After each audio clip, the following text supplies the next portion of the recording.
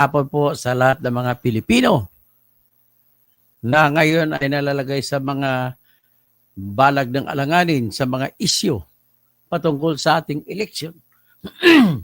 Wala akong ibang wag na tayo paligoy-ligoy. Ang aking concern ngayon kung bakit ako nag-live ngayon. Nagsashoutout po ako kay Congresswoman Stella Marie Stella Luz Kimbo ng Marikina City at kay kay Mayor Amy Calixto ng Pasay City. Patungkol naman po kay Marikina Congresswoman Stella Luz Kimbo, talagang naniniwala na ako na hindi ka talaga summa cum laude nang gumraduate ka ng economics sa University of the Philippines, Diliman. PhD ka pa. Kasi bakit? Ang reputasyon mo sa akin sa mga ginawa hanggat sa pinakahuli mong ginawa, yung pag-aamin mo na blanco yung Bicameral Conference Committee report at sinabi mo na ang naglagay ng numero ay mga technical working group mo na wala namang authority magdetermina kung magkano budget kada isa. So nagkaroon ng usurpation of authority ng ginagawa at saka falsification. So ngayon, naniniwala ako na hindi ka pala talaga totoong summa cum laude. Ikaw ay magna lang talaga. Oh. Kaya Prosperis, magna lang talaga si Stella Luz Kimbo ng Marikina. Sabi, nakalagay, siya, mayroon pang UP graduate yan, summa cum laude, yung pala magna. Bakit magna? Magna naka. Pasensya ka na. Ganon ang reputasyon mo sa akin, Miss Stella Marie Kimbo. Bakit ako nag-shoutout sa ngayon? Maiksi lang ito. Nakarating kasi sa akin, mga kilala kong tao ang nagsumbong sa akin. Sa Marikina, diyan sa Malanday, sa basketball court, nag-ipon maraming tao at binigyan ni Kimbo ng tag 3,000 bawat isa. Para saan yun? Vote buying yun. Walang ibang ibig sabihin yun. Pang vote buying talaga yan. Wala namang ibang ibig sabihin. So, ngayon, Miss Stella Marie Kimbo, Stella Luz Kimbo, open po kayo, magpadala po kayo sa akin ng inyong reaction at sabihin mo kung ano bang 3,000 na yun para sa vote buying ba yun? Totoo yun o hindi? Kung hindi totoo yun, pakisabi mo kung bakit hindi totoo. At ang pangunahan na kita, ang nagsabi po sa akin na nangyayari yan ay yung mismo mga kakilala ko na taga Marikina. So wala po akong ibang nakikita sa kanila na motibo para magsinungaling, pero pinatawag sila papunta dun sa basketball court. At ang ginawa sa basketball court ay namigay ng tig 3,000. Para saan yung 3,000? Yung tanong ko lang yan. Si Mrs. Kimbo ay talagang asawa siya ni Miro Kimbo na dati congressman yan sa Marikina ay si Miro Kimbo. So ngayon, tapos si Miro Kimbo, pumalit yung kanyang misis na si Stella Luz Kimbo. Dati sa academy ito, graduate ito sa economics. Magaling sana si economics to. Ang kanyang economics, iba eh. Economics ang bulsa nila. At siya lang po yung congresswoman na makikita mo na iba-iba yung OOTD. Ano yung OOTD? Outfit of the day. Outfit of the day. Minsan, mga Louis Vuitton, mga Christian Dior, partner pa yan. Kung ano ang damit, yan din ang bag na bitbit. Saan kaya kumukuha ng pera ito? Huwag mo sabihin na dati na kayo mayaman. Kung naging mayaman kayo, saan naman nanggaling ang unang yaman ninyo?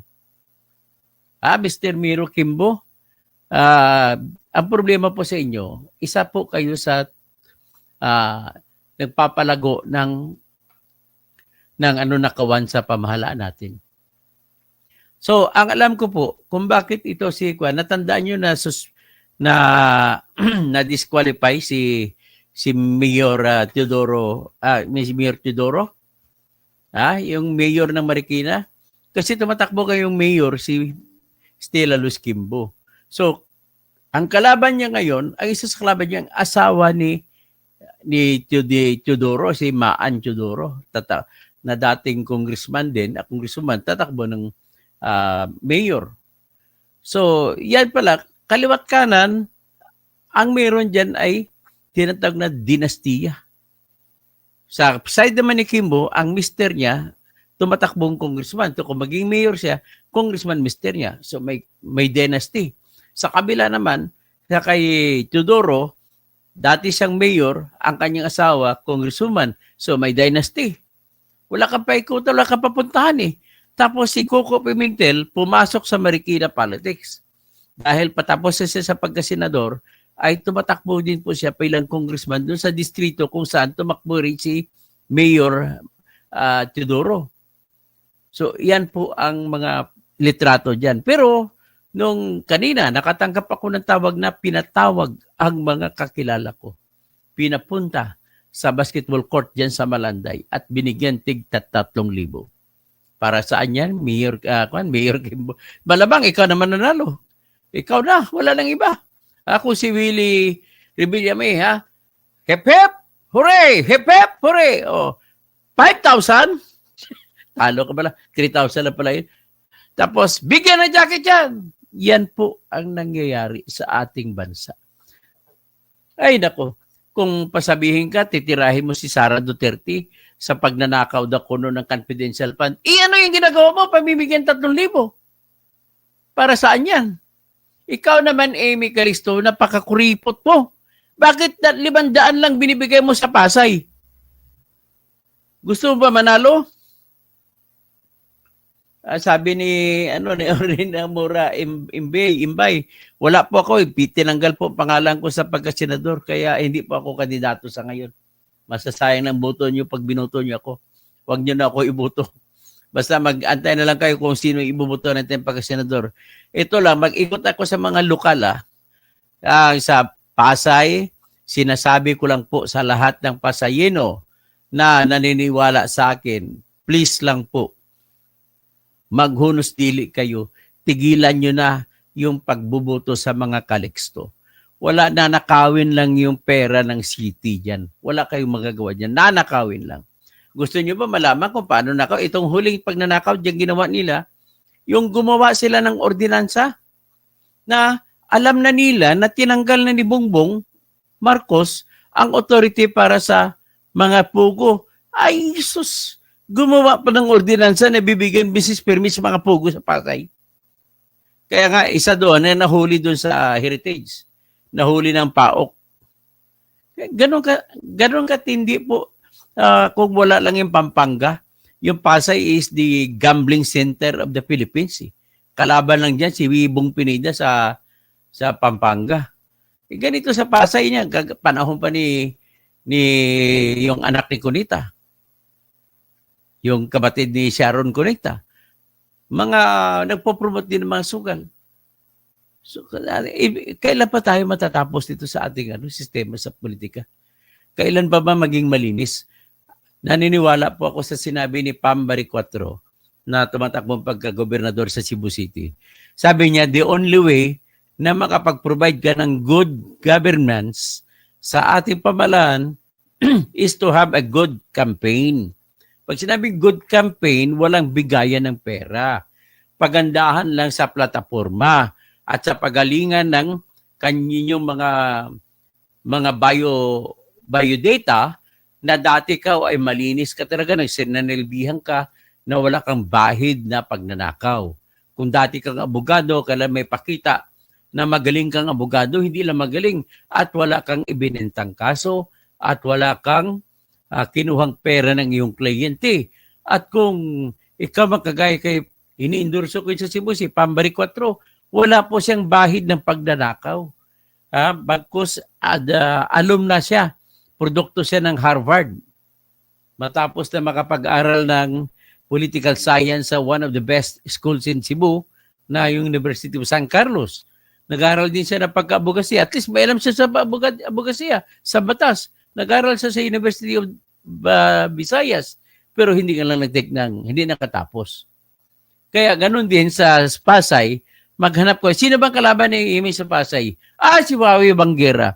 Ini-endorso ko pong buong-buo si Wawi Manguera. Ang record po ni Wawi Manguera ay siya lamang ang kaisa-isang konsihal ng Pasay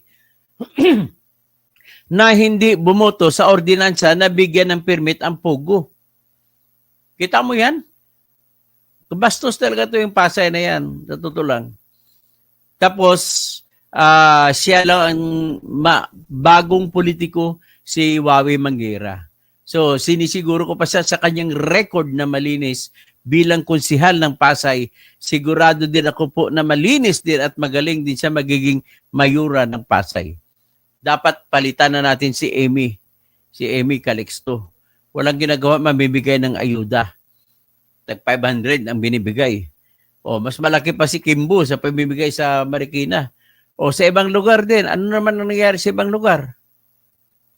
Sa Manila, at least wala akong narinig pa sa ngayon na bigayan ng pera kahit sino sa mga kandidato. Ang kandidato kasi ito, number 1 na nangunguna sa sinasabi sa survey ay si Isko Moreno na kasama ni Wawi Manguera sa Action Demokratiko.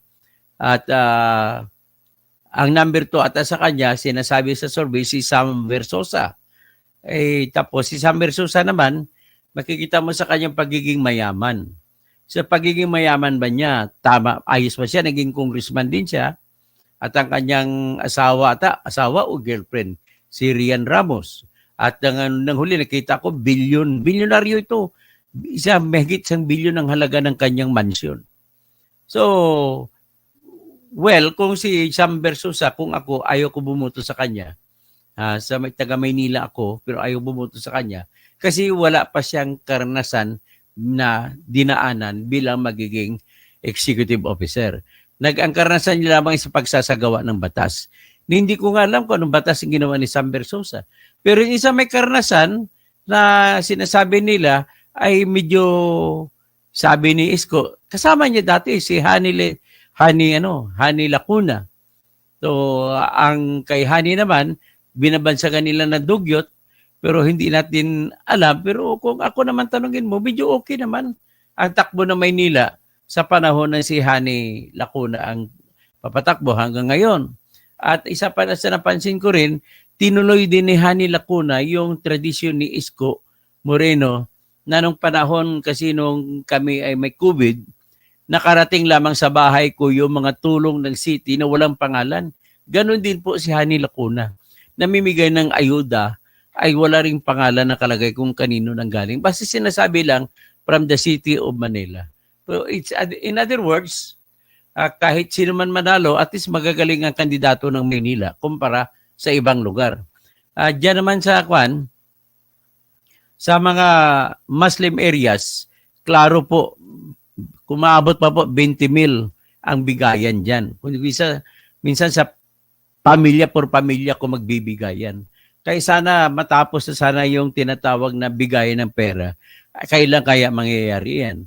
As if yung mga kandidato, believe naman ako, maraming ibang hindi dati politiko, pero pag pumasok, pag magdesisyon na lumaban, may pera pinamimigay.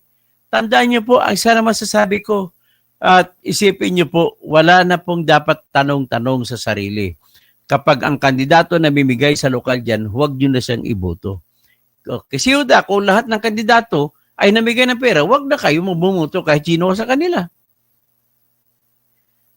Ang akin lang dyan is dalawa ang pamantayan nyo. Alamin nyo, manuri kayo, tanong kayo, ano bang background ng mga lahat ng kandidato. At suriin nyo sila sa dalawang katangian lamang. Ang unang katangian, katapatan. Matapat ba siya sa kanyang trabaho nung siya nagtatrabaho? Ang katapatan ay may kasamang kagalingan din yan kung magaling siya. Pero kahit katapatan lang hinahabol ko. Tapos sa kabila, kakayahan. Kasi ang kakayahan, yan ngayon ang magbibigay ng pagpupuno sa kakulangan kung hindi siya magaling. At least kung may kakayahan siya, may utak siya, may edukasyon siya. Kung pagpatakbo naman ng congressman at sa pagkasenador, kailangan may alam siya sa batas. Na kapag aral, hindi naman kailangan na abogado talaga. Kailangan na nakakaalam lang tungkol sa batas, nalalaman niya sa pamamagitan ng kanyang karanasan, o di kaya pag-aaral. So dito, sinashout out ko ngayon, narinig ko lang din talaga. Personal po sinabi sa akin ng mga kakilala ko na pinapunta sila sa Malanday Basketball Court at marami sila, libo-libo ang pumunta ron at binigyan po ni Stella Luz Kimbo ng tag 3,000. Kung saan man yun, kung pabili ba ng boto yun o hindi, mas malamang na pambili ng boto. Pero napakakuripot naman ng politiko doon sa Pasay na si Amy Calixto, bakit 500 lamang ang binibigay? Yan ba kasama sa package nyo ng ayuda? Pero tandaan niyo po, lahat ng ayuda ay pwede rin ibigay yan basta sa kondisyon na meron silang permit sa Commission on Elections. Yan lang po. Hanggang dyan lang po ang shoutout ko. At mag-muni-muni tayong iba pang mga politiko. At huwag kayong magkimi. Padalhan nyo ako ng message kung ano meron kayong gustong ipa-shoutout sa inyong mga locality kung saan kayong bayan o syudad o lalawigan. I-shoutout natin dito yung mga ginagawang pambibili ng boto. Alam ko kahit hindi ako sinisiguro ko sa Barm area, yung mga pagari, pakat, sana tigilan nyo na po pagbibigay ng pera. Ginagawa nyo pa, kada pamilya, nilalapitan nyo, binibigyan nyo ng pera. Ang bilihan po, bulto-bulto. Pamilya por pamilya ang bilihan ng boto dyan sa Barm area. Kaya tigilan natin, panahon na po lahat ng politiko dyan na magbago na tayo para maayos naman ang ating mga lalawigan, mga bayan, at walang maihalal na mga kurakot.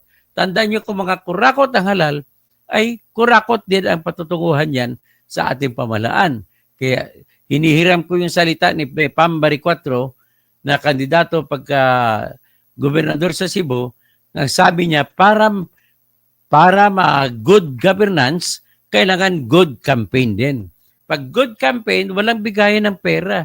Ano lang, magpresenta kayo sarili ninyo sa mga botante, anong sabihin nyo, gagawin ninyo, ipakita nyo sa kanila kung paano nyo gagawin, at nasa kanila naman yan, kung makumbinsi mo sila, ay maganda. Dapat sana ganun ang kampanya natin. At hanggang dyan na lang muna ako at maraming salamat po sa lahat. Damo wawart si Kimbo, damo wawart si Kimbo.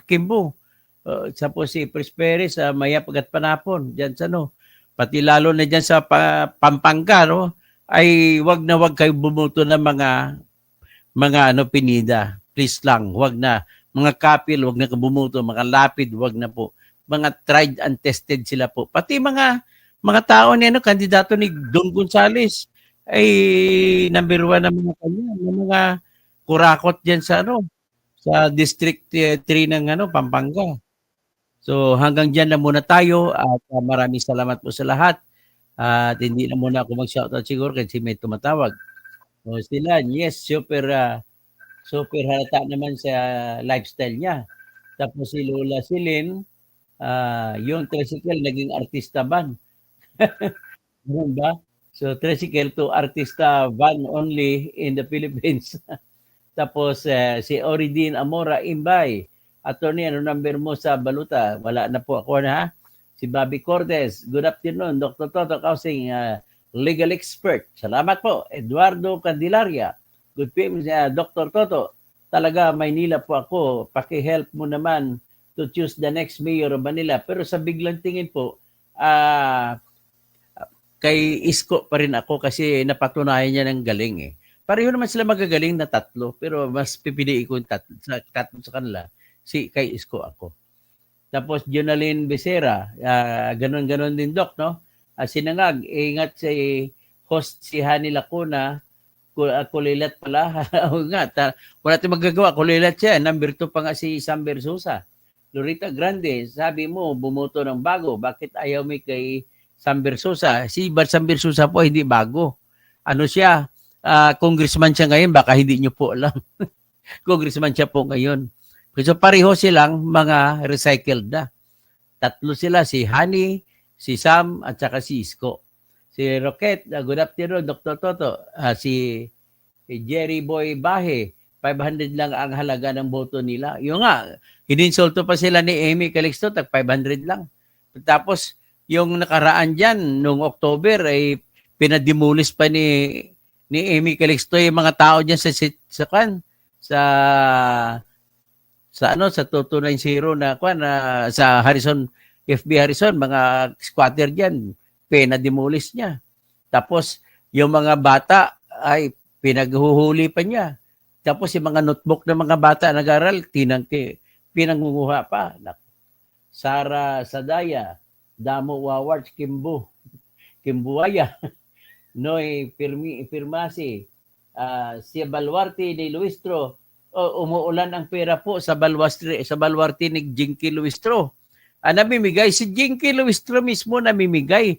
Ayan po ang katibayan, pati si Kimbo na tag 3,000 binibigay, yan po ang katibayan ko na totoo po ang sinasabi ni Mayor Benji Magalong ng Baguio City na si Speaker ay namimigay ng tita 3 milyon sa AX, 3 milyon sa AKAP, 3 milyon sa Tupad o di ka MAEP sa kada congressman na pumunta sa kanyang pupuntahan, konsorte. Tapos kung sino naman ang taya, kung sino ang kaninong lugar ang pupunta at ikaw congressman doon, 30 milyon ang bibigay sa iyo sa AKAP, 30 milyon sa AX at may 30 milyon din sa Tupad o di kaya MAEP. Ganun po yun. Okay, tapos ang sa impeachment naman, namigay po si Romualdez ng 50 million, 25 million sa AKAP, 25 million sa AX, at 100 million sa flood control projects. Ganon po kabastos.